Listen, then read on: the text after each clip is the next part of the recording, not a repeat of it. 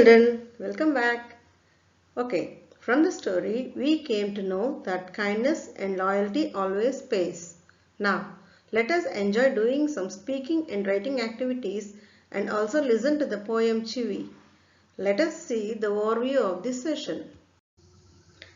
In today's session, we will be seeing speaking and writing, poem Chivi and working with poem. Now, let us know the learning objectives of this session. By the end of this session, you will be able to tell a story with the same theme as that of the story you have read from the text. Rearrange the phrases in the correct order to form meaningful sentences. Recite and practice the poem Chivi with rhyme and rhythm. Support or challenge the idea that it is important for adults to teach children good manners and good behavior. Generate a list of alternative ways that adults can encourage for good behavior in children rather than prohibitions or instructions. Children, have you ever heard a story about a greedy or jealous person and the unhappy result of their action? Now, let us read such story. Once an old man was planting a fig tree in a garden.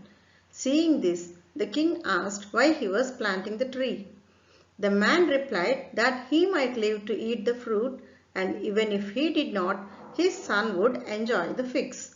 Well, said the king, if you do live to eat the fruit of this tree, please let me know. The man promised to do so, and sure enough, before too long, the tree grew and bore fruit. Packing some fine figs in a basket, the old man set out for the palace to meet the king. The king accepted the gift and gave orders that the old man's basket be filled with gold. Now, next door to the old man, there lived a greedy old man, jealous of his neighbor's good fortune. He also packed some figs in a basket and took them to the palace in the hope of getting gold. The king, on learning the man's motive, ordered him to stand in the compound and had him pelted with figs. The old man returned home and told his wife the sad story. She consoled him by saying, "You should be thankful that our neighbor did not grow coconuts." Children, did you enjoy listening to this story? Now, try to tell this story to your friends in your own words. Now, let us do some speaking and writing activities. Children, read the words given here. English and Hindi, both, in, he writes. Do you think there is a meaning for these words? No, but if we arrange these words in proper order, we can make a meaningful sentence. He writes both in English and Hindi. Now, read these phrases and rearrange them to make a meaningful sentence. And only a few short stories, many books in English, in Hindi. Can you try it?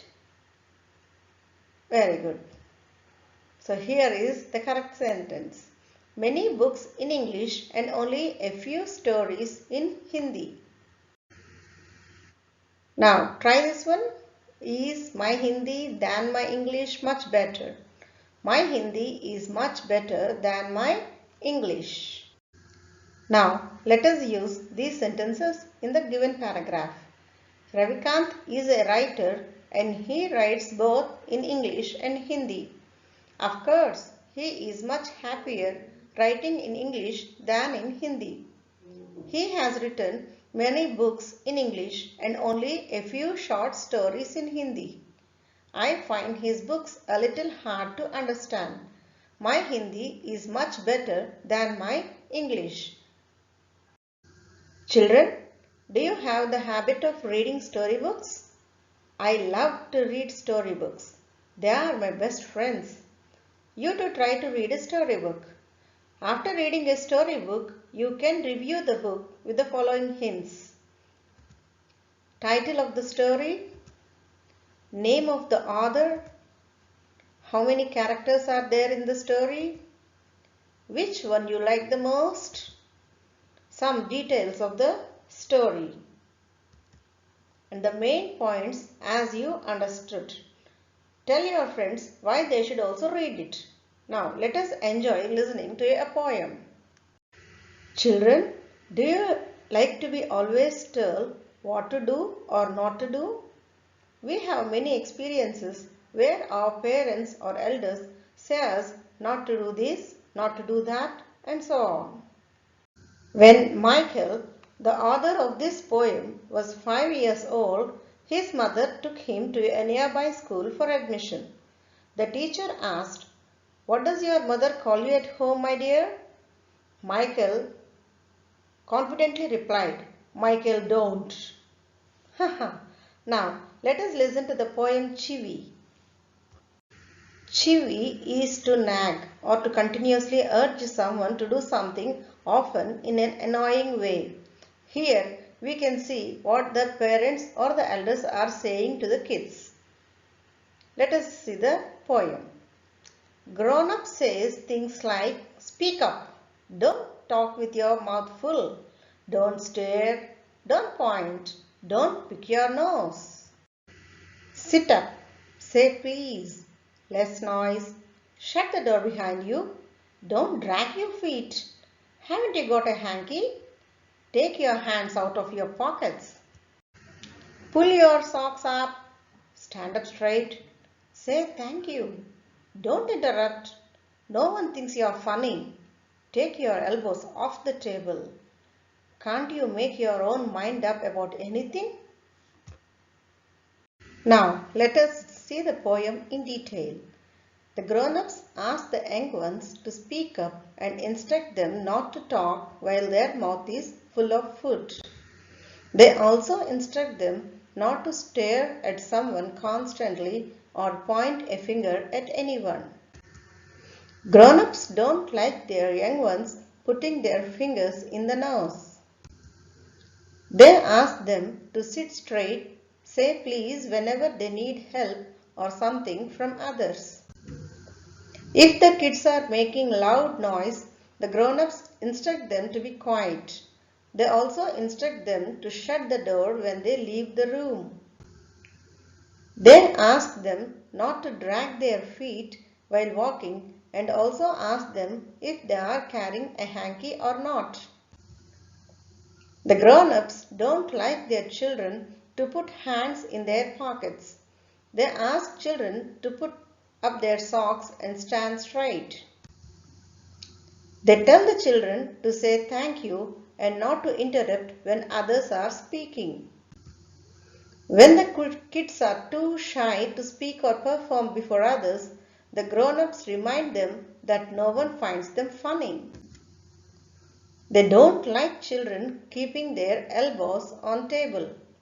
They instruct them not to do so. The last two lines convey that the grown-ups prohibit children to apply their mind to do something. They tell them to just follow the instructions. So, they are asking them to decide to follow their instructions. Then, they will not feel that they are cheated.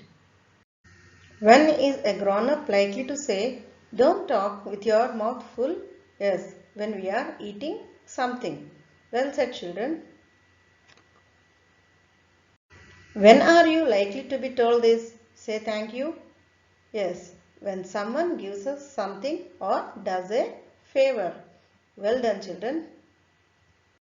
When do you think an adult would say this? No one thinks you are funny. Yes, when we are too shy to speak or perform before others. Good. The last two lines of the poem are not prohibitions or instructions. What is the adult now asking the child to do? Do you think the poet is suggesting that this is unreasonable? Why? Yes, let us see the answer. The adult is now asking the child to think independently. But the poet feels it unreasonable because children are not to be nagged always, as they are to grow freely. Children, here is a question for you to think and understand. Why do you think grown-ups say the kind of things mentioned in the poem? Is it important that they teach children good manners and how to behave in public? What I think is, the adults constantly give instructions to their children for various reasons. They try to train them to behave in a decent, well-mannered and sophisticated way. This, however, robs away the innocence of their childhood. Children, here is a challenging task for us. If you had to make some rules for grown-ups to follow, what would you say? Make at least 5 such rules. So I have given here 4 rules. You can continue. Don't dictate and impose your rules. Your ways and thinking is different from ours. Don't talk over the phone while eating. Please spend some time with us. My dear children, remember, parents impose instructions or restrictions on us out of their love and affection. They want to give best things to us. Maybe some of their actions or words irritate us, but if we obey them, we will surely have the best future. Thanks for watching the video.